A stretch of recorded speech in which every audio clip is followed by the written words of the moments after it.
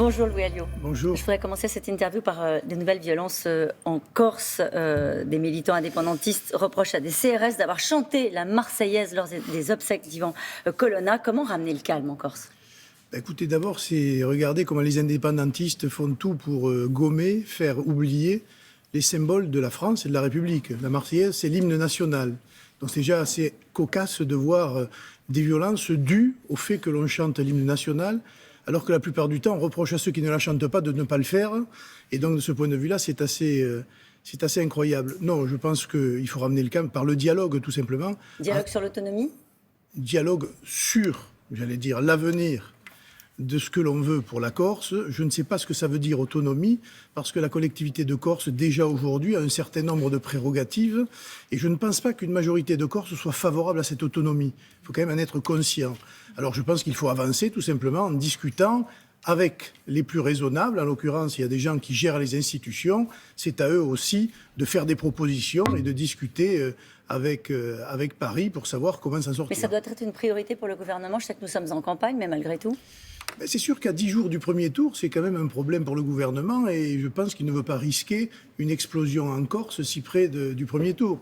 Donc c'est de la responsabilité du ministre de l'Intérieur. Plutôt que d'aller faire campagne pour le candidat Macron, il ferait bien de s'occuper de ces problèmes, comme d'ailleurs des problèmes qu'il y a pu avoir, je crois, hier à Sevran, je crois, où il y a eu des violences urbaines. Il y en a eu aussi des problèmes, alors pas du même ordre, mais une scène quand même que je voudrais commenter avec vous ce matin. Marine Le Pen a été exfiltrée après une agression en Guadeloupe. Elle pensait avoir achevé sa normalisation, c'est raté ? Pas du tout. C'est quand même pendant une émission de télé. C'est des gens donc qui vont agresser une candidate à la présidentielle pour qu'elle ne s'exprime pas pour une campagne présidentielle. On devrait plutôt regarder la violence de ces gens-là. Et encore une fois, là aussi, M. Darmanin, où étaient les gendarmes pour protéger l'hôtel, ou ne serait-ce que pour une surveillance? Apparemment, il n'y avait personne. On voit bien qu'il y a là, à mon avis, une complicité dans ce genre de choses. Vous allez jusque-là? Ah oui, je vais complicité jusque-là, des forces oui. de l'ordre, pourquoi? Pour laisser une candidate à la présidentielle se faire agresser? Oui, pour donner des images de violence qui n'ont pas lieu d'être, parce qu'elle s'est promenée sur l'île tout le long du week-end sans aucun problème. Simplement, à ce moment-là, lors d'une émission de télé dans son hôtel, il y a une agression par un gendarme. C'est grave ce que vous dites, Louis Alliot. Laisser entendre que le ministre de l'Intérieur est au fond laissé faire ou même presque organisé, c'est ça que vous voulez dire? Mais à partir du moment où vous ne mettez pas les moyens de protection, c'est que vous laissez faire. Or, on sait très bien qu'en Guadeloupe, il y a des groupes extrémistes, notamment indépendantistes, et que ces gens-là, d'une manière ou d'une autre, allaient agir. Donc je m'étonne qu'il n'y ait pas eu, ne serait-ce que des gendarmes pour surveiller ce qui se passait à l'hôtel. On est à moins de 2 semaines du premier tour. Il vous reste 15 jours pour démontrer quoi exactement? Pour démontrer que nous sommes en capacité de gérer le pays, tout simplement. Et puis pour faire le bilan de M. Macron, parce qu'il a échappé jusqu'à présent au débat, et il échappe toujours au débat, mais il faut systématiquement ramener le débat sur son bilan. Et le bilan qui a été celui de 5 ans, d'un certain nombre de chaos, notamment les gilets jaunes, mais aussi la mauvaise gestion de la crise sanitaire. Bref, il faut Vous dites vraiment... qu'il échappe à cette campagne? Oui, pour l'instant, oui, d'une certaine manière. On voit bien qu'elle a démarré très tard, qu'il s'est déclaré très tard, que maintenant, en plus, il y a la guerre entre la Russie et l'Ukraine, mais que finalement, ce débat aura lieu au deuxième tour. Mais il faut tout faire pour être au deuxième tour, et c'est la mobilisation de tous les Français, parce qu'on nous annonce des taux d'abstention qui ne sont pas normaux pour une élection présidentielle. Est-ce que vous sentez une dynamique, Louis Alliot, en faveur Oui, très clairement. Je sens des gens qui bougent de vote, qui étaient intéressés par Mme Pécresse ou par M. Zemmour, ou qui étaient dans l'abstention, et qui se disent il y a une possibilité d'aller accrocher Macron au premier tour, et cette possibilité, il faut la donner à Marine Le Pen. Éric Zemmour a rassemblé ses soutiens, vous n'avez pas échappé à ces images, ce week-end, avec une scène qui a été beaucoup commentée. Ses supporters qui criaient « Macron assassin ». Lui, il dit qu'il n'a pas entendu et qu'il condamne. Ça vous suffit comme explication? Écoutez, il faut lui laisser, je pense, le bénéfice du doute dans cette affaire. Mais c'est vrai que ce n'était pas très intelligent pour tous ces gens-là de crier ce genre de slogan. Mais voilà, c'est malheureusement... Juste pas très intelligent? Oui, pas très intelligent et condamnable. C'est pas plus grave que ça? Oui, et condamnable évidemment, mais vous savez... Quand vous avez autant de monde qui se met à crier un slogan, évidemment, je ne sais pas ce qu'il allait faire de plus. Alors il dit « Nous sommes les seuls à être à droite dans cette élection. Marine Le Pen est rangée dans la catégorie socialiste en économie. » Voilà, mais encore une fois, c'est du n'importe quoi. Voilà. Éric Zemmour, depuis le départ, raconte un certain nombre de choses qui n'ont aucune réalité. Il devait être largement devant et rassembler les droites. Il n'a rassemblé pratiquement personne. Il est 10 points derrière Marine Le Pen dans les intentions de vote. Et aujourd'hui, il n'est pas en capacité de se hisser au deuxième tour. Or, je rappelle que sa candidature n'était motivée que par une chose, c'était pour se permettre d'être au deuxième tour parce que Marine Le Pen ne pouvait pas y arriver. Eh bien, aujourd'hui, c'est exactement l'inverse. C'est Marine Le Pen qui est capable d'y arriver et lui qui est très loin. Donc, j'appelle, moi, ces électeurs au vote utile. On a la capacité d'aller, je l'ai dit tout à l'heure, accrocher M. Macron pour ce deuxième tour. Et c'est valable aussi pour les électeurs de Mme Pécresse qui, elle, ne décollent pas. C'est maintenant que ça se joue. Ces 15 derniers jours, il faut se mobiliser pour aller précisément bousculer M. Macron et pour pouvoir l'emporter au deuxième tour. Vote utile Marine Le Pen, c'est Exactement. ce que vous dites ce matin. Alors lui, il dit union des droites. Vous avez dit il n'a pas réussi, lui, il considère qu'elle a réussi. Il dit j'aurais besoin d'Éric Ciotti, de François-Xavier Bellamy, de Laurent Wauquiez, de Nadine Morano, de Jordan Bardella, applaudissez-les. Il faut qu'ils nous rejoignent, casser l'idée que je me fais de l'union des droites.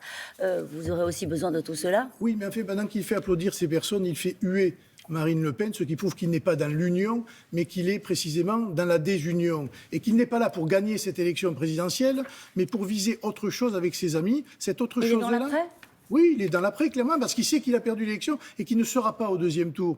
Donc il envisage une hypothétique union des droites que personne ne veut. Il faut quand même en être conscient. Les gens veulent l'union des patriotes, des Français, de toute classe, de toutes conditions, et des gens qui viennent et de droite et de gauche pour ce deuxième tour. Cette union des droites, c'est quand même se mettre dans un corner et continuer à y rester. Il y a une partie de l'électorat populaire que vous visez qui est intéressée aussi et qui se porte sur Jean-Luc Mélenchon. Est-il en mesure de créer la surprise ?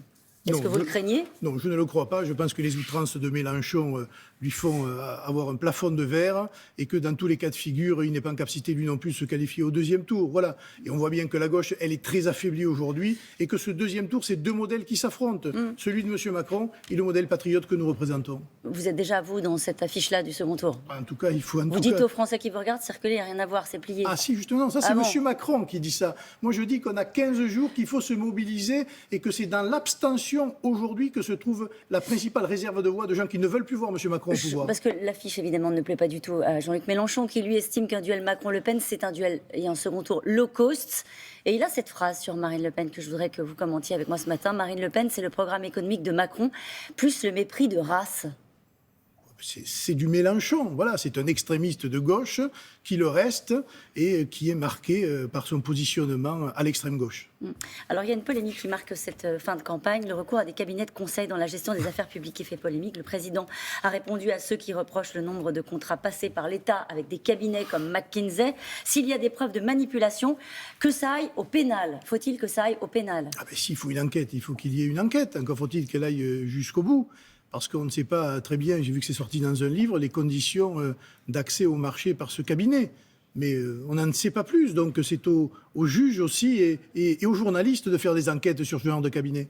Ça a été fait par les sénateurs. Là, pour le coup, c'était une commission sénatoriale. Est-ce que Marine Le Pen s'engage, si elle est élue présidente, à ne jamais avoir recours à ces cabinets ?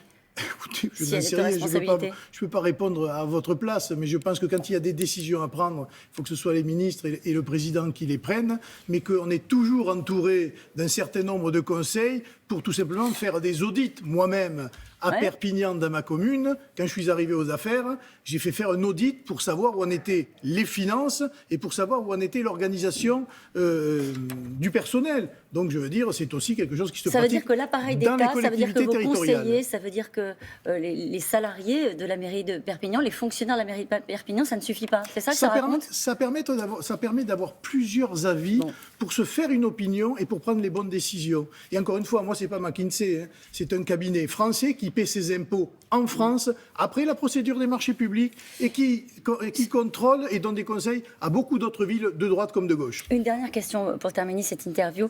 Pourquoi Marine Le Pen a dit que c'était son dernier combat ? Je ne sais pas, parce que je pense qu'elle est mobilisée sur celui-là et qu'elle pense qu'elle va gagner celui-là. Donc c'est pas tout à fait son deuxième combat, son dernier combat, pardon, puisqu'elle jouera. Elle dit si je ne gagne pas, ce sera ma dernière présidentielle. C'est son choix, vous savez. Vous le regrettez ? On verra, on verra la suite. C'est-à-dire ? On verra la suite. Voilà. Bon. C'est son opinion.